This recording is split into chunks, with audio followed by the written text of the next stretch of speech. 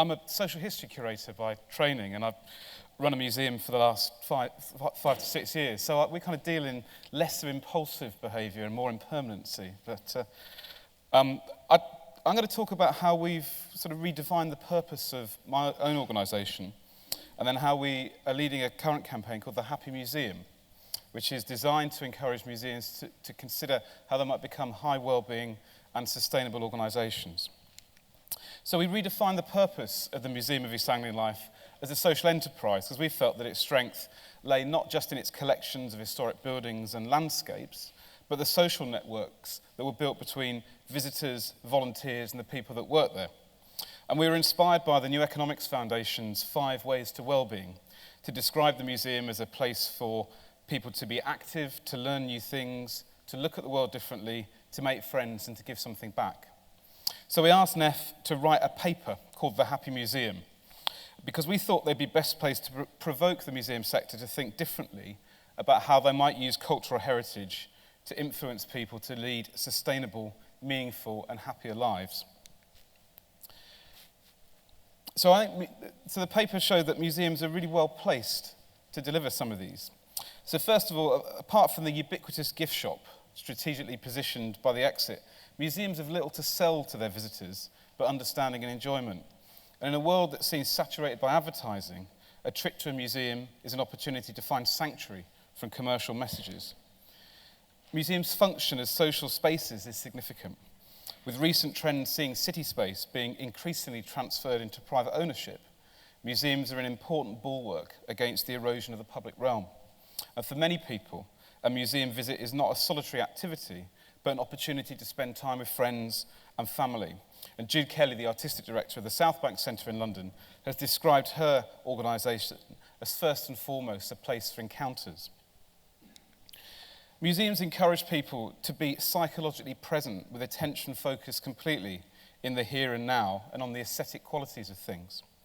And experiencing this kind of involvement isn't just enjoyable in itself, but it's associated with wider psychological benefits. And lastly, reciprocity and giving back to others promotes well-being for people of all ages. And a shift in focus from being didactic educators to co-creators of well-being should enable museums to be more active and provide a more active and engaged role for the visitor. And opportunities of volunteering can directly influence the well-being of individuals by leaving them with a sense of self-worth and status. And motivated and valued people inspired by a museum are more likely and better equipped to get involved with civic life within their own communities. Now, the Happy Museum programme has produced a manifesto. Every movement's got to have a manifesto. So we've produced 8 principles which we think could be applied to not just to museums, but to other organisations as they adapt to a climate of straitened finances, but also a descent to a lower carbon future. And the manifesto aims to make this a positive transition, one that enables communities and their organisations to survive and thrive. Now, first of all, well-being means embracing healthy minds as well as bodies, and healthy societies, not just individuals. So museums or any other organisation could enhance the 5 ways to well-being as set out by the New Economics Foundation, which you could summarise as connect, be active, take notice, keep learning and give. We should consider too how human well-being is pretty dependent, very dependent on the well-being and abundance of the natural environment. And museums can find more ways to have mutual relationships with communities, supporters and visitors. They can explore how staff and public can work together with different expertise but equal status to achieve common goals, such as making a sustainable locality in which to live and work. Museums can learn from community and voluntary organisations and try out new models of working with people. One museum in North Yorkshire, the Rydale Folk Museum, is considering turning itself into a cooperative. And there are other organisations that are looking at mutual or independent industrial providential societies, a different model for operating. We should value and protect cultural and natural environments and be sensitive to the impact of museums and visitors on them. Now, museums shouldn't be seduced by growth for their own sake. And I think we should beatify the first museum director that turns down a regeneration project.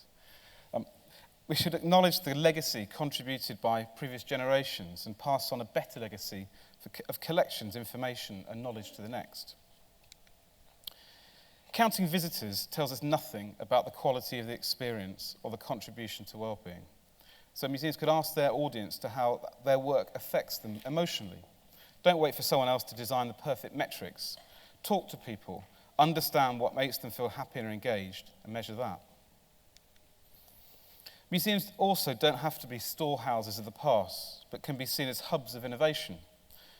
They could work with corporate sponsors to develop products or services that are high well-being and low carbon. And think global and act local should be the guide for museums in transition.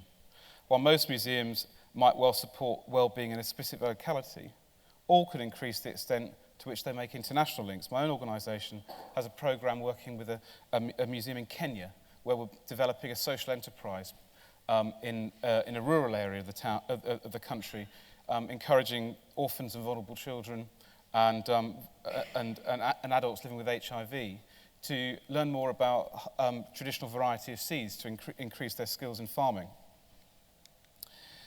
Museums enable individuals and communities to learn together. Museum learning is already all the things that much orthodox learning isn't. It's curiosity-driven, non-judgmental, informal and fun. And the people needed in the future will be resilient, creative and empathetic systems thinkers, exactly the kind of capacities that museum and environmental learning can support. And lastly, sustainable museums are going to be diverse. They need to build on their individual assets, their collections, building knowledge, skills, but also their social relationships with their communities and their audiences. We can learn from other organisations that bring social benefit, but most importantly, we need not to clone them. So the Happy Museum project has tried to put into practice some of these principles, and we've funded 6 other museums to carry out work based on these ideas. So in Manchester, Playful Museum Days are going to help staff promote and explore playful behaviour in the museum to enhance the well-being of children and families. There's a great quote by a guy called Gordon Burkhart in the book Children's Right to Play when he says that only when we understand the nature of play will we understand how to better shape the destinies in human societies in a mutually dependent world. The Lightbox in Woking is exploring the museum as a healing environment, and a group of mental health service users will be using a large collection of 20th century landscapes to discuss their response to the environment, but also their condition as mental health service users.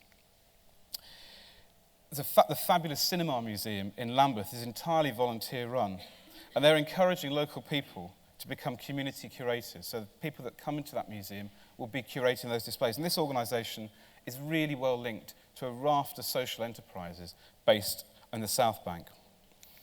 And at the other end of the scale, the London Transport Museum, one of the most visited museums in the country, with a huge dependency on tourism, is partnering up with the homeless charity St Mungo's to bridge the divide between the museum space as a tourist attraction and the vulnerable adults on the doorstep. They're going to be designing a conversation hub which engages individuals and volunteers on invisible and valued museum community projects. Godalming Museum, which is again a very interesting organisation, has been developing initiatives in the field of sustainability for many years. One of the first hydroelectric power plants in the country was developed in Godalming in the 1860s. And they're going to be working with the Transition Town Godalming, allotment holders, women's institutes, local schools and motorcycle club to develop interactive displays around hydroelectricity. And the connections made and the new ideas will then encourage a new way of governing that organisation. And then lastly, the principles of the Happy Museum are going to be test-driven by programmers, designers and architects involved in the design phase of a museum that doesn't even exist yet. The Story Museum is going to be a new international organisation exploring the importance of story in human culture. It's going to be due to open in 2014, and the Wellbeing and Sustainability Advisory Group will be supporting its early phase. And most stories end happily ever after, and Oxford Story Museum plans to begin that way.